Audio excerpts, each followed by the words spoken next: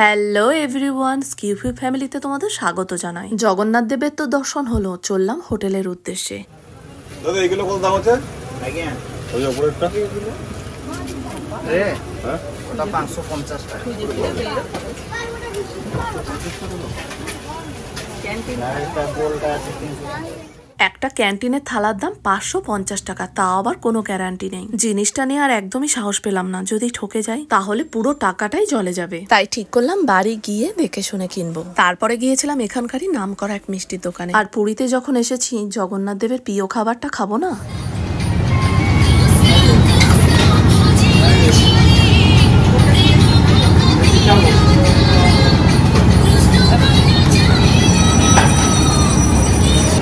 বাবু কেমন লাগছে? বাবু ভালো আছেন? আমার সোনা খাবে মদন মোহনা। মদন মোহনার পেছনে পড়ে আছে, সে জবে থেকে এসে শুধু মদন মোহনাই খেয়ে যাচ্ছে। এদিকে এসো, এদিকে এসো। এই যে মদন মোহনা, এদিকে তাকাও। এটা কি সর?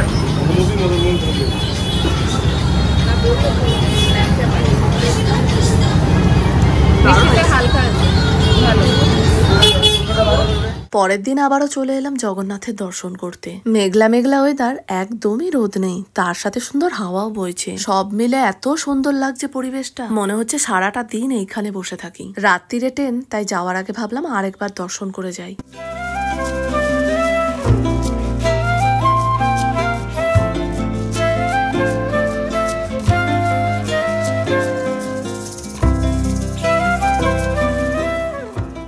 নতুন করে আর আসা হবে না, তাই মন্দির থেকে সোজা এলাম গাঙ্গুরামের খাজার দোকানে। লাগেজটা গোছাতে সময় লাগবে, তাই ঠিক করলাম খাজাটা নিয়েই হোটেলে যাব। এখন বেলা 12:30 মতন বাজে, তাও কত ভিড় দেখো। এত বড় লাইন পড়ে। সকাল আর সন্ধেবেলা এলো তো ভিড় দেখে মাথা খারাপই হয়ে যাবে। সন্ধেবেলায় চেক আউট করবো, তাই বেরিয়ে পড়ার আগে কিছুক্ষণের জন্য সময় কাটাতে চলে এলাম সমুদ্রের ধারে। কটা দিন ছিলাম যেমন বৃষ্টি তেমনি ঢেউ। আজকে আবার ঢেউগুলো একদমই ছোট ছোট।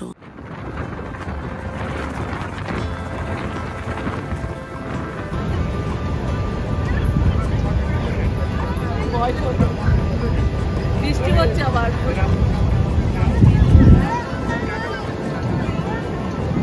সমুদ্রের ধারে শুধু মুখে আবার বসে থাকতে ভালো লাগে না। সি বিচ এনজয়ের সাথে সাথে কিন্তু মুড়ি মশলা, চা, মদন মোহন, সিঙ্গারা না থাকলে কিন্তু ঠিক জমে না। আবার কবে জগন্নাথজি টানবে জানি না। এই সুন্দর পরিবেশটাকে, জগন্নাথজিকে খুব মিস করব। তাহলে চলো ব্লগটা আজকে এখানেই শেষ করছি। ততদিন চেয়ারগুলো অন্য কারোর জন্য থাক।